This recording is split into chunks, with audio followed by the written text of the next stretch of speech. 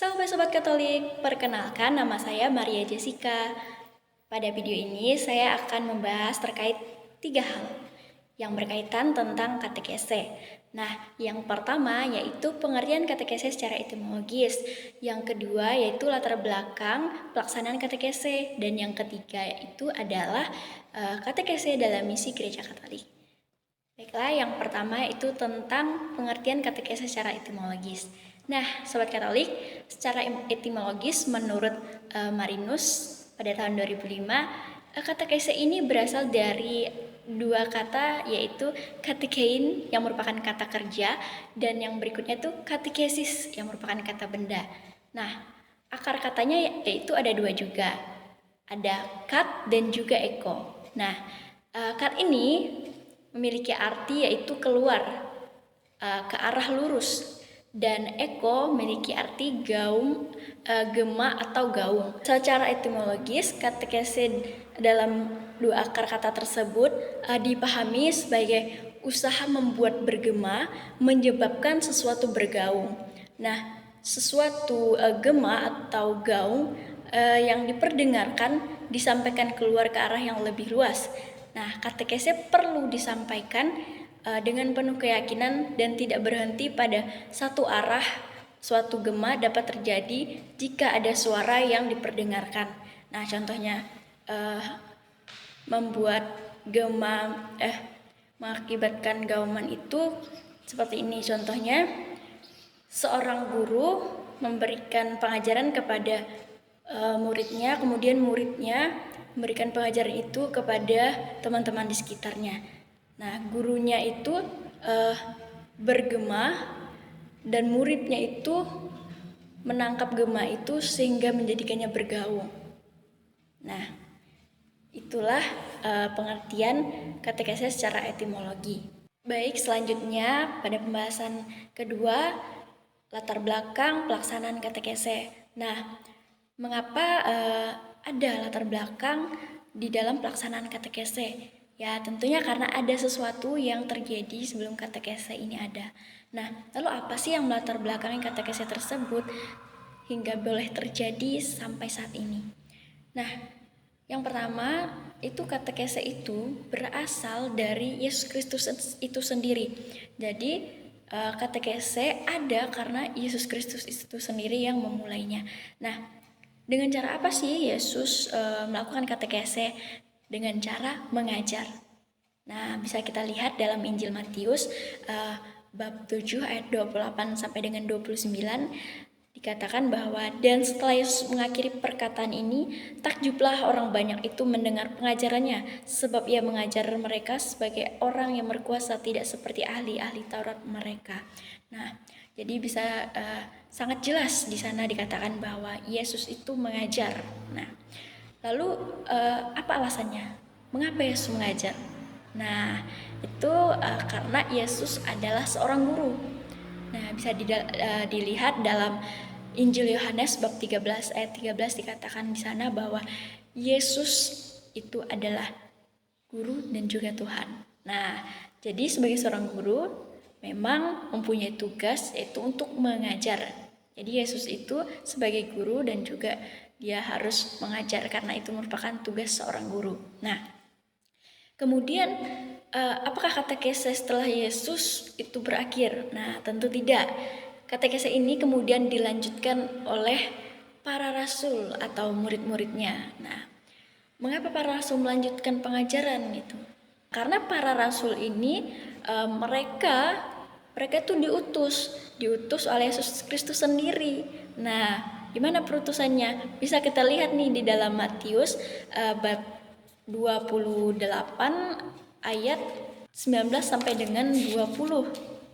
Di mana di situ dikatakan, karena itu pergilah, jadikanlah semua bangsa muridku dan baptislah mereka dalam nama Bapa dan Anak dan Roh Kudus, dan ajarlah mereka melakukan segala sesuatu yang telah kuperintahkan kepadamu, dan ketahuilah aku menyertai kamu senantiasa sampai ke akhir zaman. Nah, jadi Sobat Katolik, para rasul ini diutus langsung oleh Yesus Kristus untuk membaptis umat yang ada. Kemudian apakah mereka ini berjalan sendirian membaptis atau melaksanakan tugas perutusan ini? Tentu tidak. Yesus mengatakan ia akan menyertai mereka sampai akhir zaman. Jadi mereka tidak bekerja sendirian. Nah, selanjutnya kita mau melihat para rasul itu apakah benar-benar melanjutkan pengajarannya. Bisa kita lihat dalam Kisah Para Rasul bab 5 ayat 42 dikatakan bahwa dan setiap hari mereka melanjutkan pengajaran mereka di bait Allah dan di rumah-rumah orang dan memberitakan Injil tentang Yesus yang adalah Mesias. Nah, jadi benar bahwa para rasul ini menjalankan pengajarannya, mereka melakukannya setiap hari. Nah, jadi Sobat Katolik, setelah para rasul, apakah katekese itu berakhir? Tentu saja tidak. Buktinya katekese tersebut masih ada hingga sampai saat ini. Nah, jadi siapa sih yang melanjutkan katekese setelah zaman para rasul? Nah, jadi di dalam gereja Katolik kita mempunyai yang namanya hierarki gereja atau yang disebut juga dengan struktur kepemimpinan. Tentunya Yesus Kristus sendiri yang menjadi kepala. Nah, kemudian ada yang disebut dengan paus yang juga menjadi pimpinan gereja Katolik di seluruh dunia. Jadi dalam gereja Katolik kita hanya mempunyai satu pimpinan yang paling tertinggi, yaitu paus, tidak ada yang lain. Nah, kemudian juga ada para uskup, kemudian imam, kemudian diakon, biarawan-biarawati, dan yang terakhir itu awam, umat awam atau umat beriman, atau juga umat Allah. Nah, kemudian kita mau melihat apa sih dasar pelaksanaannya. Nah, tentu di sini mempunyai dua dasar. Yang pertama itu hukum, yang kedua itu adalah dasar legalitas secara sakramen baptis. Nah, dalam pertama itu di hukum itu terdapat pada KHK nomor 776, di mana dikatakan di sana bahwa pastor paroki itu harus mengusahakan pembinaan yang namanya kateketik.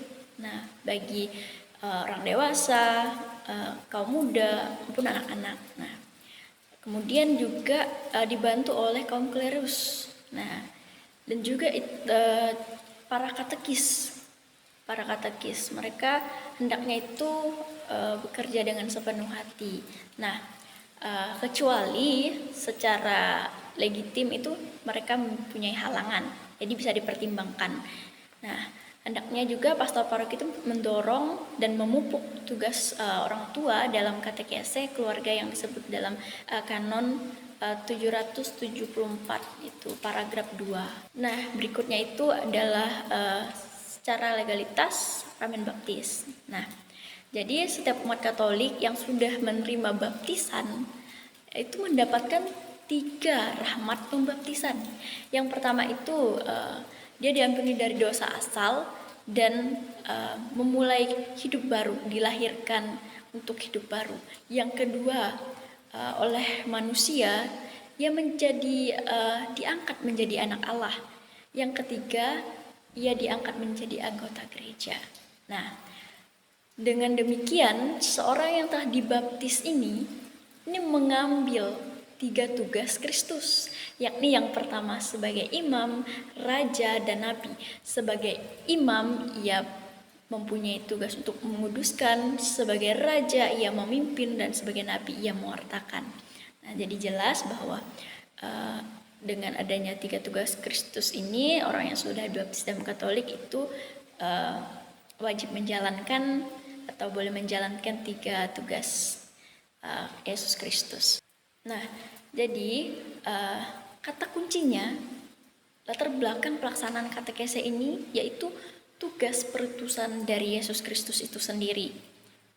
Nah, katekese yang bersifat benar itu merupakan katekese yang bersifat Kristotokos, yang berpusat pada Yesus Kristus itu sendiri. Jadi isinya itu adalah wahyu Allah. Nah, apa sih wahyu Allah? Nah, wahyu Allah itu adalah pernyataan Allah pada manusia. Nah, caranya seperti apa? Ya, menyatakan dirinya melalui sabda dan juga karya. Nah, contohnya seperti apa? Contohnya mukjizat pertama yang dilakukan oleh Yesus itu ketika pesta pernikahan di Kana, di mana Yesus mengubah air menjadi anggur. Nah, itu untuk latar belakang tentang pelaksanaan katekese. Baik, pada poin yang ketiga, katekese dalam misi Gereja Katolik. Nah, apa sih misi Gereja Katolik? Nah, misi Gereja Katolik yakni keselamatan umat di dunia. Nah, lalu bagaimana cara gereja ini agar mencapai tujuan tersebut?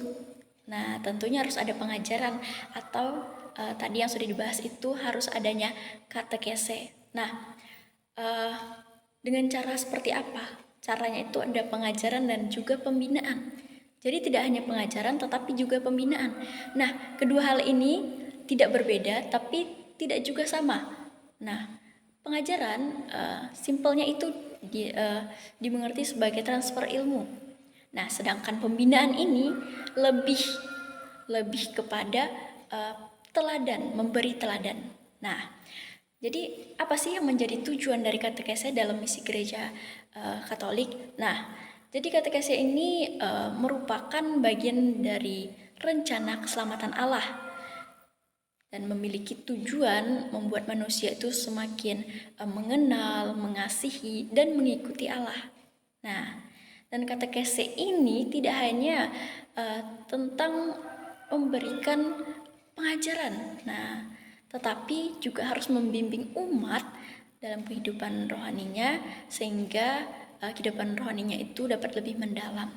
Nah, jadi dengan memberikan pengajaran-pengajaran yang terkait tentang 3 hal tersebut. Baik Sobat Katolik, sekian pembahasan yang dapat saya berikan. Semoga pembahasan ini dapat bermanfaat dan dapat menambah pengetahuan untuk Sobat Katolik semuanya. Sekian dari saya ucapkan terima kasih dan sampai berjumpa lagi.